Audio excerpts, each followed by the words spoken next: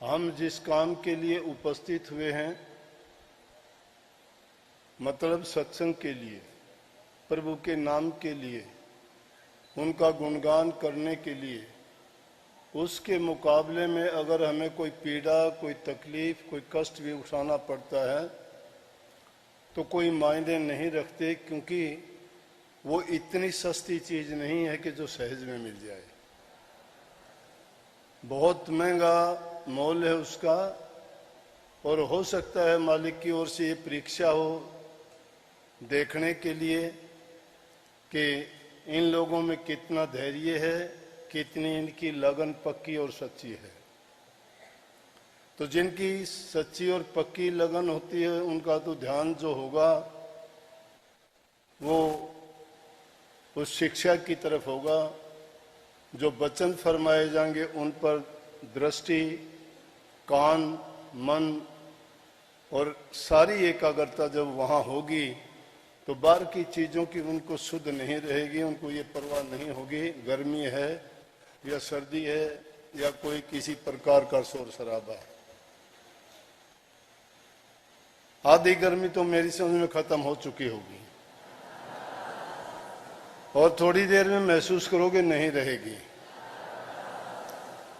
आज का ये पर्व गुरु पूर्णिमा का 60 मास की पूर्णिमा वेद व्यास जी को समर्पित है, क्योंकि इस दिन वेद व्यास जी का मानते हैं जन्म हुआ था कोई 3000 वर्ष पहले, और इसीलिए इसको गुरु पर्व के नाम से, गुरु पूर्णिमा के नाम से हम पूजते हैं, याद करते हैं और मनाते हैं। गुरु का दर्जा इंसान के जीवन में बड़ा महत्व रखता है। गुरु का, सतगुरु का तो उससे भी ऊंचा है, क्योंकि शास्त्रों में देखोगे वेद, पुराण, कुरान, जितने भी दुनिया के ग्रंथ लिखे गए, जितने भी ऐसी किताबें लिखी गई जिनमें ज्ञान की चर्चा, प्रभु भक्ति की चर्चा हुई, और उसकी खोज में जो भी निकले उनको गुरु की आवश्यकता पड़ी। वैसे भी दुनियादारी के भी कोई काम करते हैं तो बिना गुरु के कोई काम होता ही नहीं है। जिस व्यवसाय में, जिस काम में, जिस व्यापार में, विद्यालय में या कोई भी आप काम सीखते हो, चाहे वो हमारे जीवन में किसी भी प्रकार का है, तो उसमें हमें कोई ना कोई रहबर, खोजी, गाइड, पथ प्रदर्शक, गुरु जिसको हम कहते हैं, मास्टर कह सकते हो,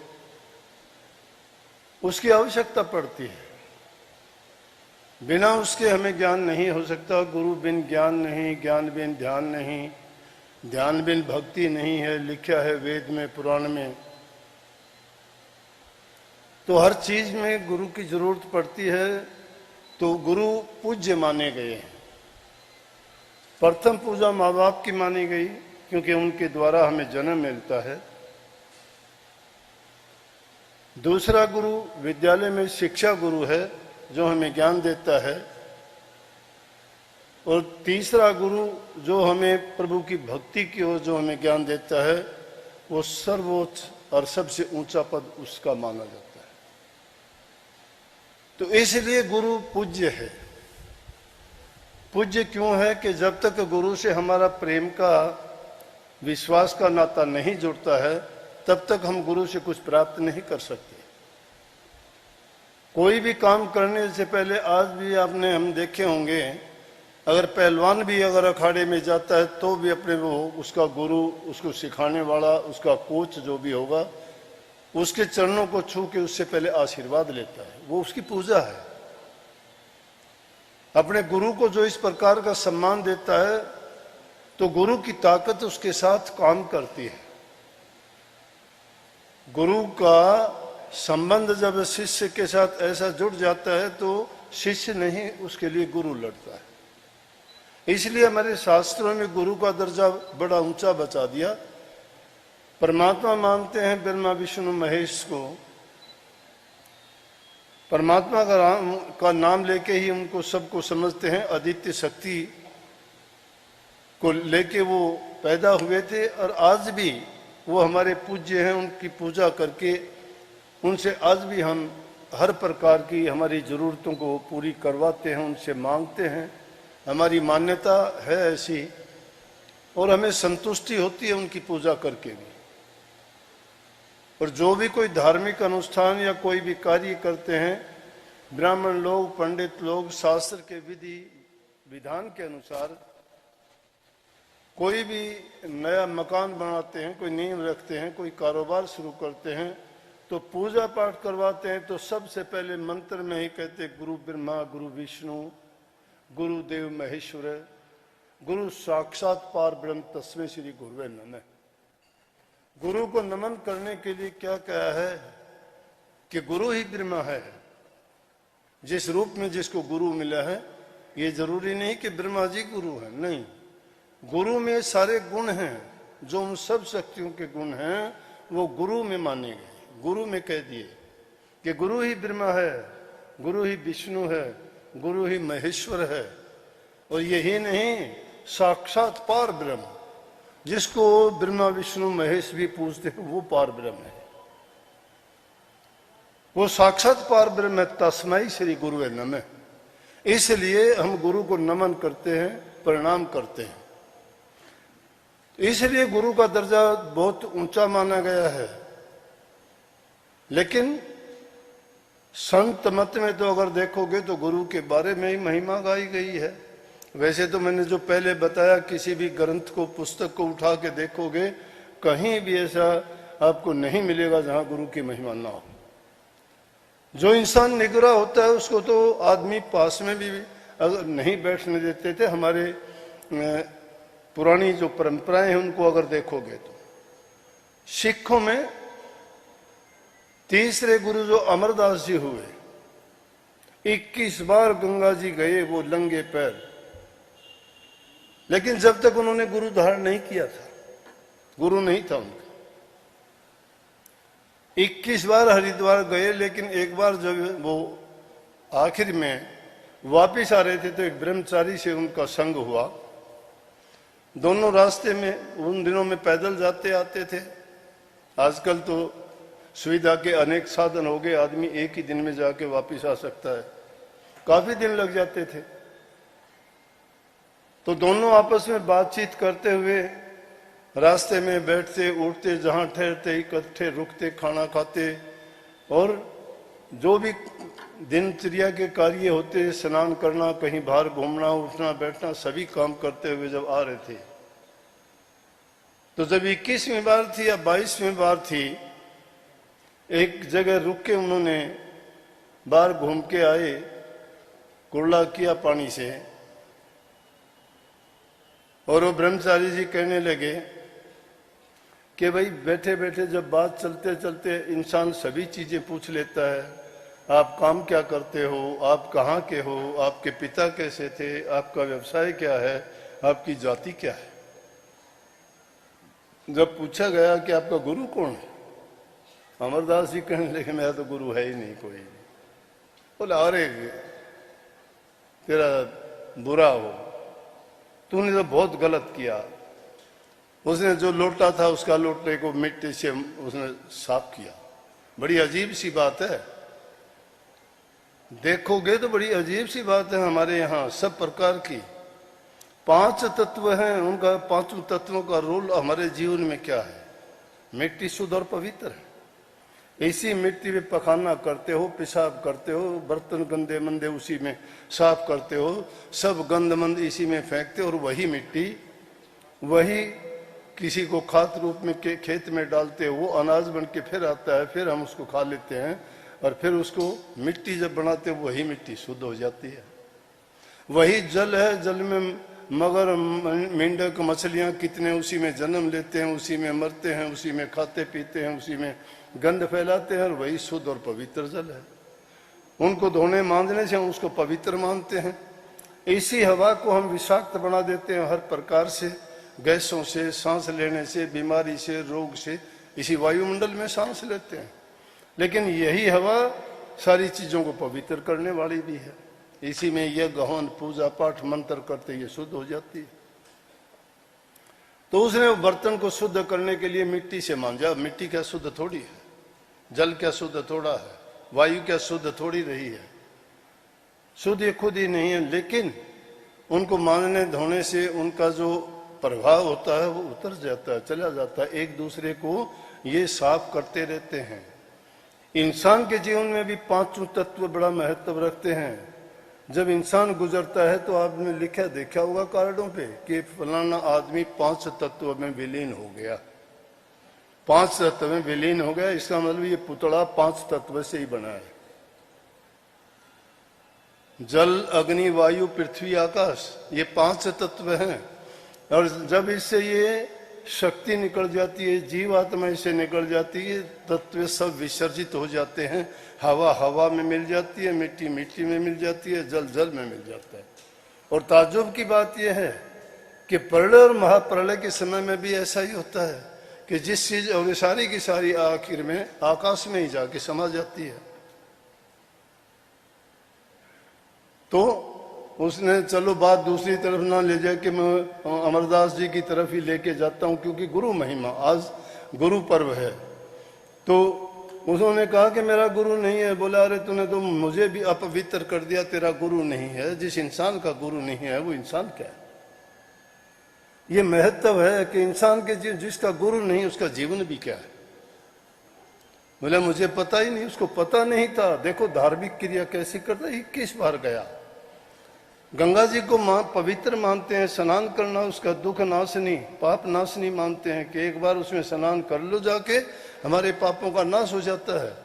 अर्जुन साहब के मन में ये भ्रमणाएं थी ऐसी, लेकिन जब ब्रह्मचारी जी ने ये कहा कि तेरा गुरु ही नहीं है, इसीलिए तो कबीर साहब ने कितनी बड़ी बात कही कि गुरु बिन माला फेरते, गुरु बिन देते दान, गुरु बिन दान हराम है, जा देखो वेद पुराण। वेद पुराण ने यही तो बताया कि गुरु के बिना अगर दान देते हो तो, गुरु के बिना अगर माला फेरते हो, मन मर्जी की माला, मनमुखी काम करते हो, वो माला आपको क्या फल देगी? अंधे बन में अगर कोई चला गया, कहां से रास्ता खोज लेगा, किस मंजिल पर पहुंचेगा, वो कहां जाएगा? गुरु होगा तो रास्ता बताएगा। गुरु नाम अंधेरे से प्रकाश की ओर लाना है, अज्ञान को मिटा के ज्ञान देना है, पापों से छुटा के धर्म के मार्ग पर चलाना है, दुनियादारी इस काल और माया के जंजाल से निकाल कर भक्ति के मार्ग पर चला के मुक्ति धाम को ले जाना है। ये गुरु का काम है, ये गुरु का महत्व है इंसान के जीवन में। अमरदास जी कहने लगे भाई मेरा तो गुरु नहीं है। बोला तेरा बहुत बुरा होगा, अब से तेरे मेरे 2 रास्ते, तेरा धर्म नहीं है मैं तेरे हाथ से पानी भी पी लूं या तेरे हाथ की लगी हुई कोई चीज को भी छू लूं। अमरदास जी बेचारा अपने आप को अछूत समझने लग गया। उसको नफरत और घृणा हो गई कि मैं इतना निकम्मा आदमी हूं कि मैंने इतनी बार गंगा जी में स्नान किया फिर भी पवित्र नहीं मैं। गुरु ऐसी क्या चीज है? चिंता लग गई उसको। पवित्र विचार थे, पिछले जन्मों के संस्कार भी बहुत उत्तम थे। जिसके पिछले जन्मों के उत्तम संस्कार नहीं होते, इस जीवन में भी वो कुछ अच्छा नहीं कर पाता है। लेकिन जिसके पीछे के संस्कार अगर अच्छे होंगे, भूल से, संगत से, किसी और कारण से अगर वो भटक भी जाता है कोई बात नहीं, प्रभु ने सबका विधान बनाया है। कभी न कभी उसको ऐसा अवसर मिलता है, उसको ऐसी ठोकर लगती है कि उसके लिए वो ऐसी हालात पैदा कर देती है कि उस रास्ते पे उसको अपने आप लेके चली जाती है। प्रकृति का नियम है ये, वो उसको भटकने नहीं देती। देर अबेर वो उस रास्ते पे अपने आप आ जाएगा।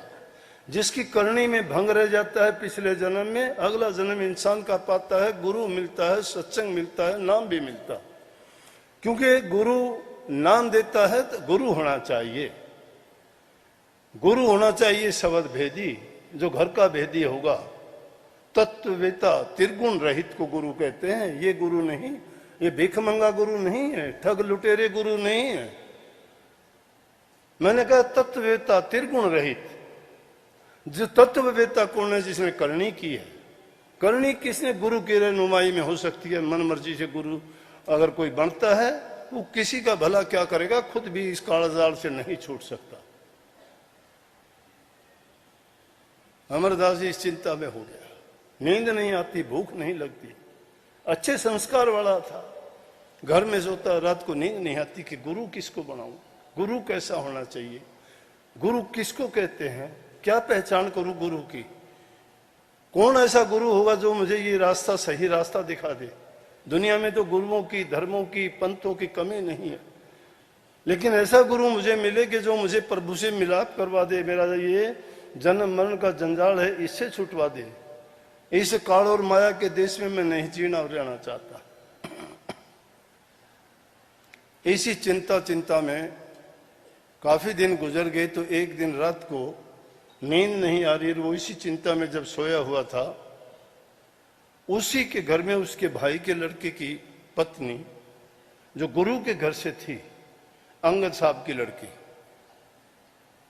अंगद साहब की लड़की थी, और वो रात को शब्द गा रही थी, जे सो चंदा उगमिया सूरज चढ़े हजार, ऐता चांदन होंदिया गुरु बिर घोन अंधियार। कहती है कि चाहे 1000 सूरज चढ़ जाएं, लेकिन गुरु जिसके जीवन में नहीं है तो अंधियार है। गुरु इसका मतलब ज्ञान का स्रोत गुरु है, गुरु ही उसके जीवन में प्रकाश करने वाला है।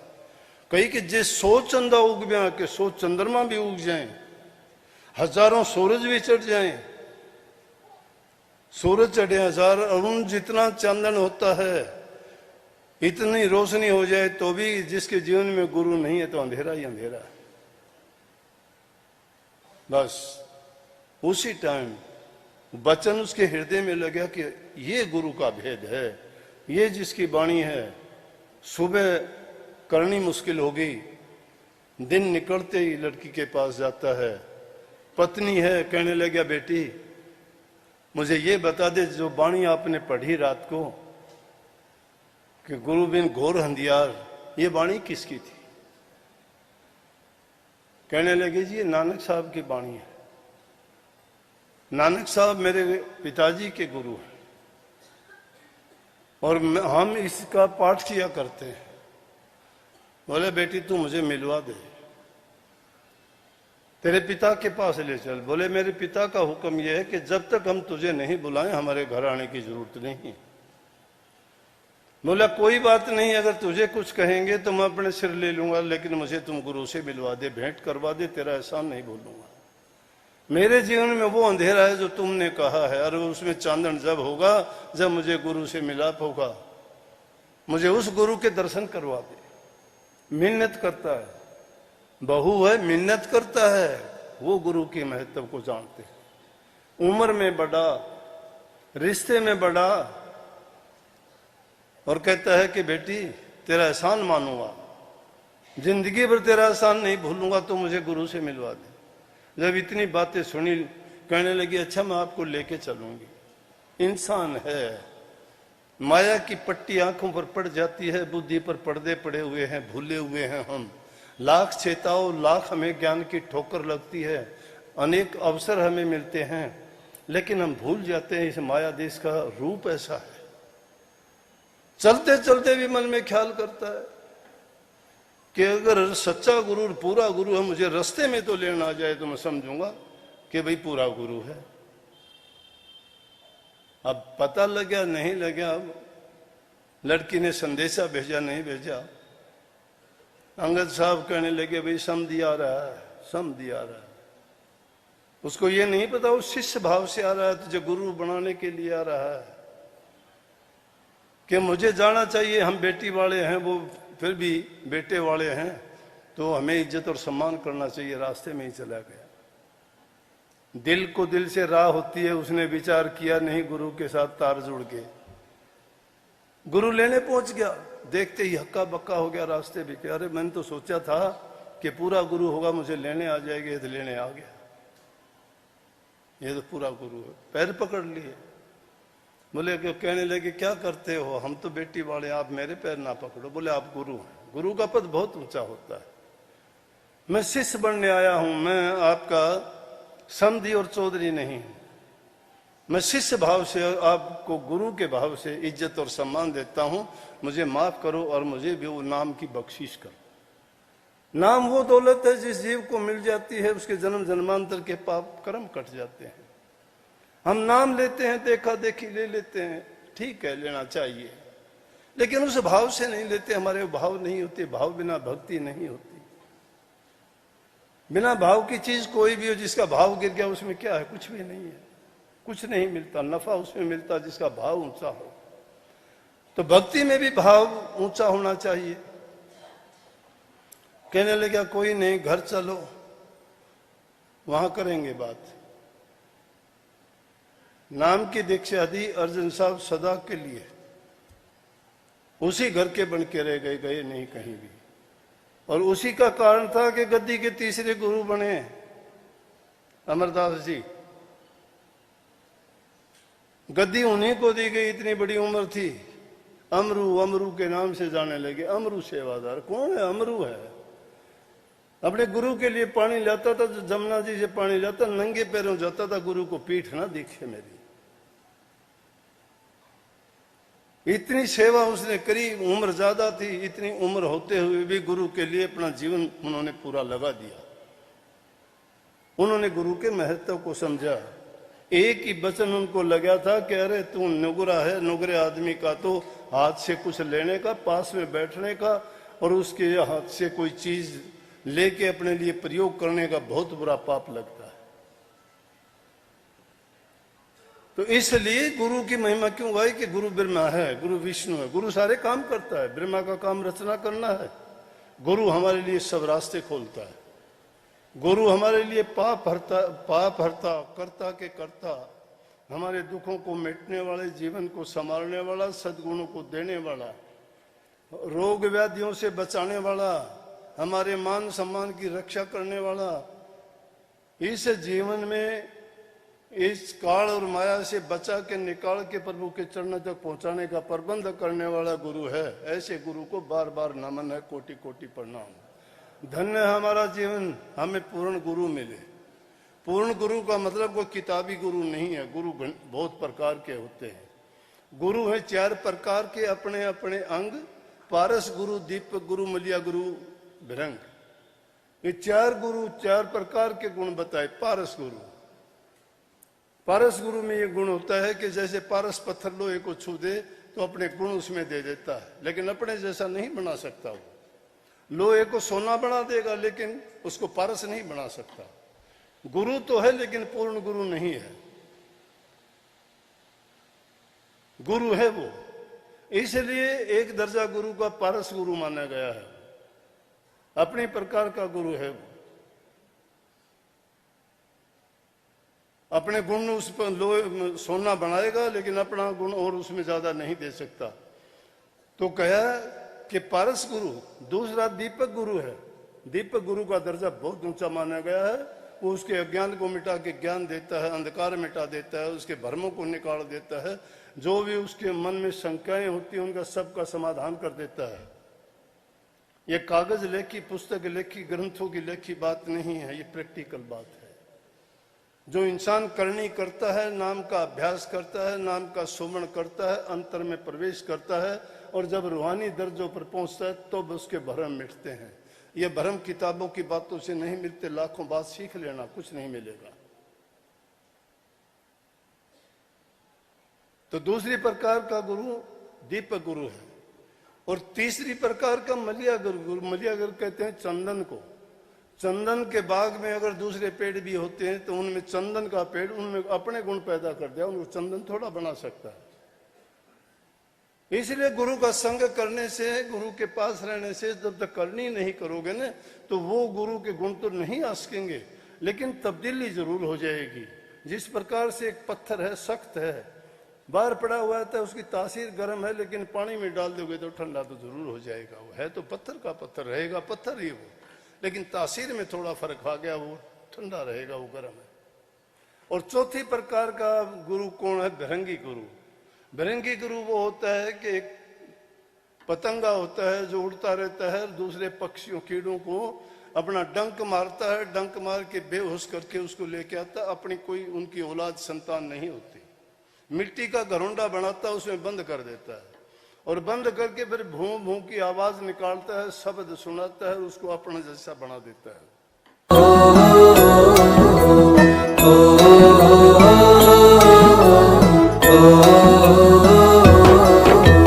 चल सतगुरु के धाम हेली, तज दे सारे काम है, लेके उनसे नाम करो तुम, भजन सुबह हो शाम है।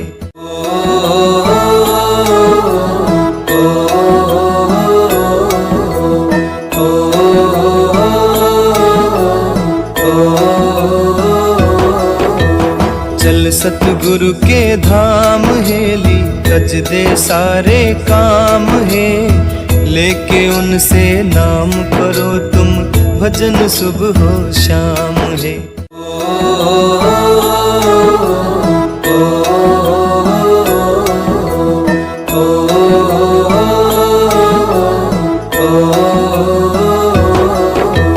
चल सतगुरु के धाम है।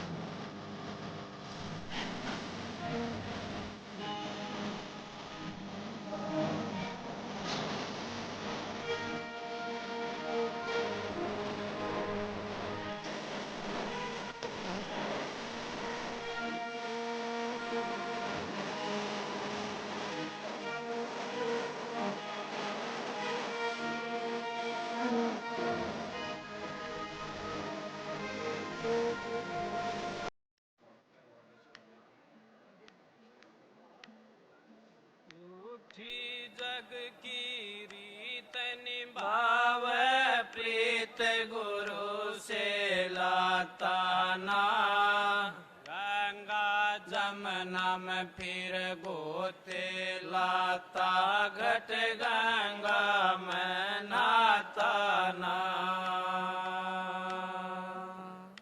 शब्द भेद मिले बिन तेरा, भरम कभी भी जाता ना, दास कंवर क्या करे बेचारा, जब कोई अमल कमाता ना।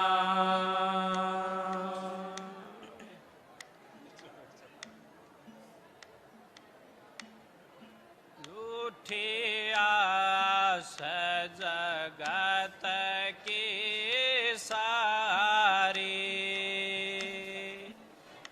झूठी आस जगत की सारी, नाम ही तेरा सहाई, झूठी आस जगत की सारी। कुट में कभी नारी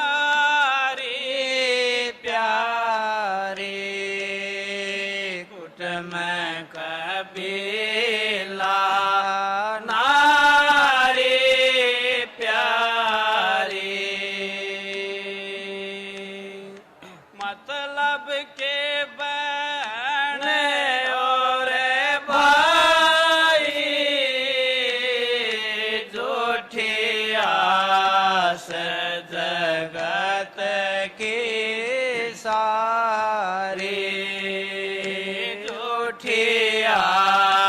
जगत की सारी नाम ही तेरा सहाय झूठी आस जगत की सारी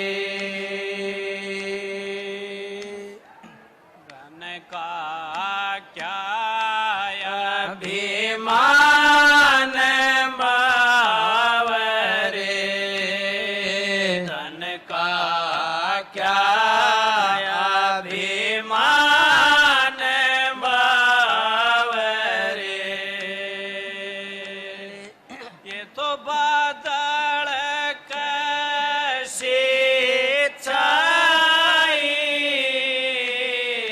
झूठी आस जगत की सारी झूठी आस जगत की सारी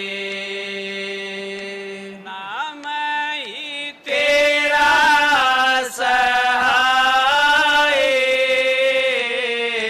झूठी आस जगत की सारी रूप जवानी छिन मंगल जा रूप जवानी छिन मंगल जा सब सपने की नाई झूठी आस जगत की सारी झूठी आस जगत की सारी नाम ही तेरा सहाय झूठी आस जगत की सारी अंतर कपट बाहर से सच्चा अंतर कपट बाहर से सच्चा देता बड़ी सफाई झूठी आस जगत की सारी नाम ही तेरा सहाय झूठी आस जगत की सारी धोखा देता और को निस दिन धोखा देता और को निस दिन इसमें कौन बढ़ाई झूठी आस जगत की सारी नाम ही तेरा सहाय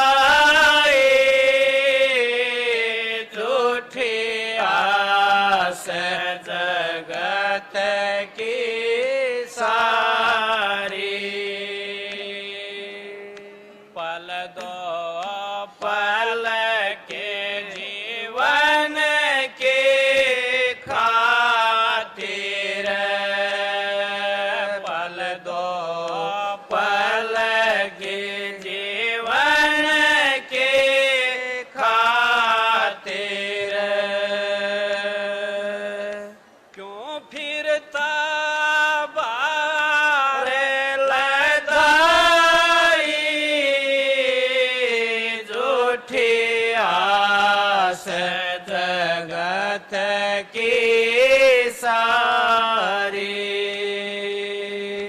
नाम ही तेरा सहाय, झूठी आस जगत की सारी।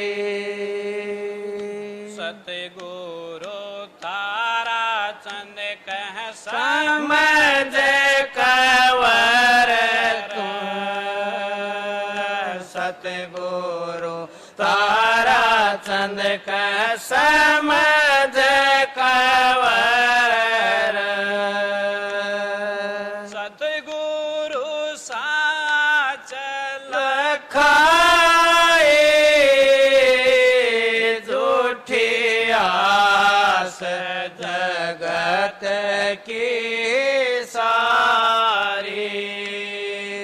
नाम ही तेरा सहाय, झूठी आस जगत की सारी। नाम ही तेरा सहाय, झूठी आस जगत की सारी। राधा राधा।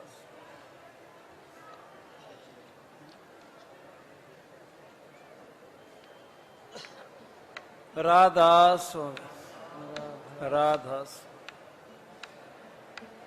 माया दोती बड़े कसोते सांग बर न्यारे न्यारे।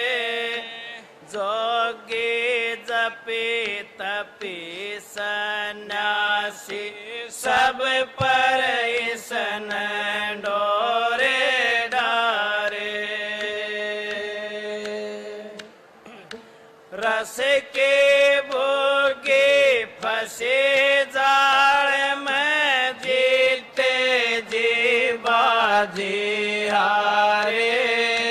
दास कवर वे मरे तड़प कर, माया न धर फटकारे।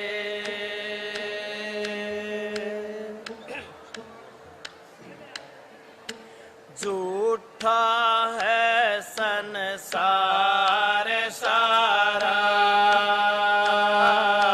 झूठा है संसार सारा। कैसा तेरा नाता रे, झूठा है संसार सारा। कैसा तेरा नाता रे, झूठा है। राधा स्वामी, राधा स्वामी। झूठा है संसार सारा। कौन संग में आया रे भाई, कौन संग में आया रे भाई।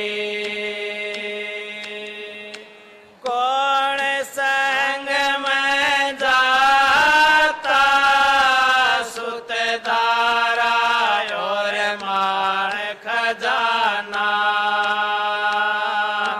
सुतदारा और मार खजाना। सबे यहीं रह जाता, झूठा है संसार सारा। कैसा तेरा नाता रे, झूठा है संसार सारा। नर नारायण चोला पाया,